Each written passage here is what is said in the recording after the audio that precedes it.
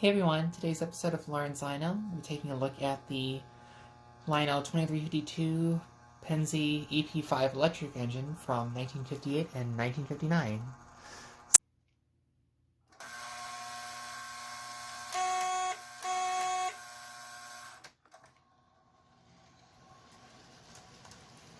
Lionel first introduced the EP5 in 1956 with the 2350, which was painted in the prototypical New Haven paint scheme. The EP5 was a New Haven locomotive, also nicknamed Jets, and the prototypes were actually 6-axle locomotives. A few years later, in 1958, Lionel introduces the 2352 and continues production into 1959.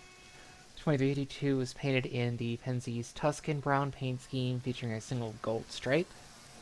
Penzi didn't have any of the EP5 type locomotives, but they did have some streamlined electric locomotives, I think maybe by GE or Baldwin, that looked kind of similar, so plus Lionel tried to get their most use out of the tooling. Anywho, features for the 2352 include a 3-position E-unit, vertical single motor, magnet traction, a horn, and it could also be wired for overhead operation. The EP5 was also offered in Great Northern and Milwaukee Road around the same time period.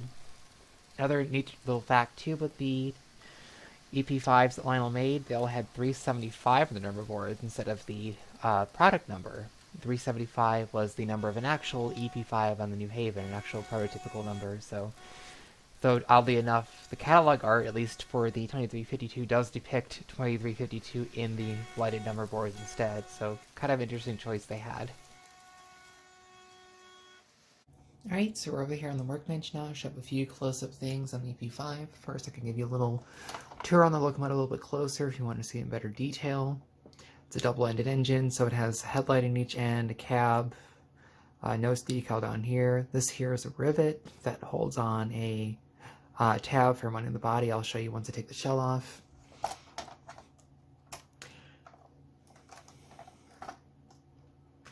The decal on the other end isn't as good, so I flipped around so the other end is kind of the front end I usually run it as, so. They have pretty interesting rooftop detail too, and of course you have your pantographs that spring up and down. Nice little kind of satisfying locking mechanism that almost kind of like a little, kind of like a hurricane shape almost, like on a map. And they spring, they lock down, and you just and they spring up. It's very satisfying to play with actually. Both these pantographs do spring up and down. You've got your other kind of like insulator detail and other electric locomotive stuff on the roof. I'm not too privy on all what that is. And your underside as well here, you have your battery cover hatch here, your E-unit lockout switch, 2 pickup rollers on the non-powered truck, then your power truck is back here. So we'll flip it back on its frame and we'll take the shell off to show you a bit more on the inside. The way this is set up here, you have your 2 tabs, like I mentioned, that are riveted to the shell. You slot one through here, and then the other end you can just drop a screw in through here to hold it in place. As mentioned, this has the single vertical motor here, headlight on both ends. Here's your battery for your horn, your relay, your horn itself, your E-unit. Pretty standard single motor setup for Lionel. And I flipped the shell over too. Something really cool they did in these is there's, if I get a little bit closer, there is a kind of like a washer with a clip on it underneath the pantographs. And what that is you can connect wires to those from the pantographs down and then disconnect one of the pickups, I would assume the center rail pickup, and replace it with wires going to the pantographs.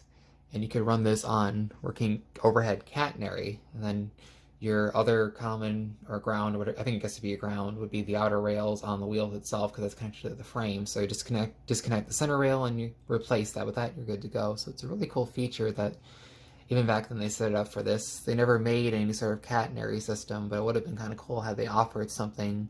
I know nowadays I think MTH makes something, but back then it would have been cool to play with these and the GG ones, you know, have something a little more user-friendly to set up rather than having to make your own. So a little better look at the mechanism if you'd like it. I think this uses the, actually does not.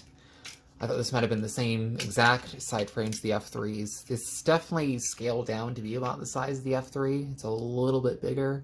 And Lionel did that with most of their post-war electrics. It seems like just like the rectifier, where the real EP5 was a 6-axle locomotive and much longer. They shrunk them down to kind of all be the Oak 31 size.